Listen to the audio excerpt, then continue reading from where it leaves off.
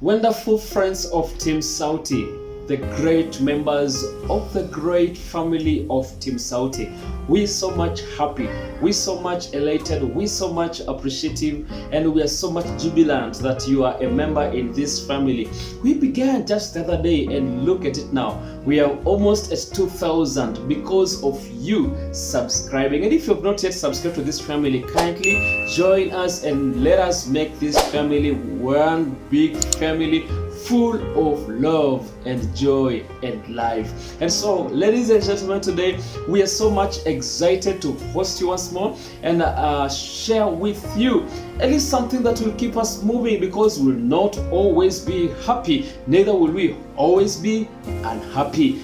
Therefore, today we want to talk about 5 steps into asking for forgiveness. I know it sounds too obvious, sounds quite funny. We have to discuss this, but yes, simple as it is, the influence that it might have could be great in your life, and the impact thereof could be mighty within your living place, your dwelling area, and even the nation because in reality, peace is a generation of how we deal with other people. It's a makeup and a genetic composition of how we live with other people, the coexistence with other people. And it's quite definite, it's quite true. You'll always wrong other people, intentionally or not, knowingly or otherwise. And so, ladies and gentlemen, today, let's delve into 5 steps that we could follow so that we achieve forgiveness, because unforgiveness is a poison that is always hosted within a cage called yourself. And so the first step into asking for forgiveness, just in case somebody raises their eyebrows and say that you've really messed me up without your knowledge, perhaps, or you just messed them intentionally. If that ever happens, just don't, they say that being too, showing that you are a man in a situation that calls for you to be a woman is always being proud. And God detests the pride of the proud. So the first step, accept full responsibility of any mistake that has taken place. Accept full responsibility. I mean, say, I was wrong. I did know I was wrong. Just accept. Put it like it was not your intention. It is always a good thing, even if it was your intention anyway. Always don't show that it was your intention to harm others. So say that I was wrong. And at this level, the first level, name that mistake that you've done.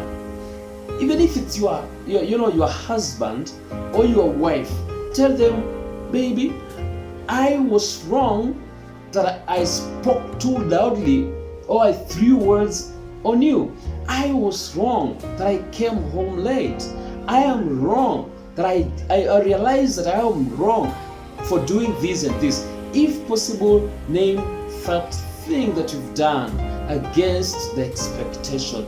It doesn't cost a thing. It doesn't cost you a leg, neither your hand.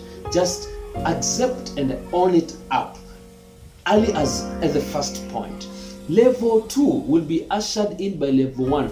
The second level is trying to avoid excuses. Excuses are like seeking self-justification. This is to mean like excuses come in to discredit the fact that you did a mistake. Once you begin to give excuses, it's like you're trying to tell us you are not wrong. You're trying to cleanse that mistake you did. And what you're trying to achieve here is forgiveness, not correctness or not perfection. Because you have accepted that we can all do mistake. That is human. If you don't do mistakes, you are not human. Actually, you are not just member into this world. So excuses, try as much as possible to avoid. Because, for example, let's say that you are late for a meeting and you want to give excuse. What will you say?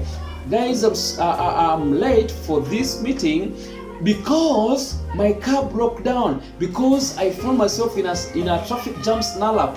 What are you trying to tell us? you are trying to tell us to understand your case. You are trying to tell us that you are late, but it's not your matter. What we are trying to achieve here is owning up the mistake and seeking for forgiveness. Now, level number 3, the third step, is expressing genuine regret and sorrow. You express it. You express regret and sorrow. Regret says that I really hurt you people. I'm sorry. That is regret. I hurt you people. I'm sorry. And sorrow will say that, sorrow will say, I am willing to change. Sorrow will say, I am willing to change. There is the willingness aspect. Regret says that I have hurt you people. Sorrow in us will also say that I am willing to change, meaning that there is a step beyond you hurting us. There is the action point. There is the comeback point. So express genuine. It has to be genuine. Don't just put it in words that cannot be put into actions. So it has to proceed. So after you've said that, after you've expressed the aspect and the show of regret and sorrow, there is the fourth level, which is now ask for forgiveness. Here is you acting now.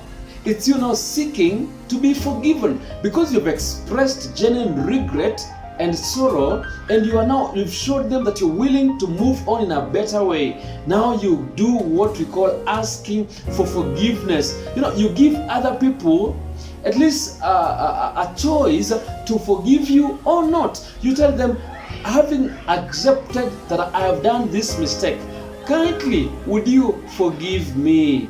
It is hard to say, but simple once said, and very powerful indeed once it has been put into practical shape.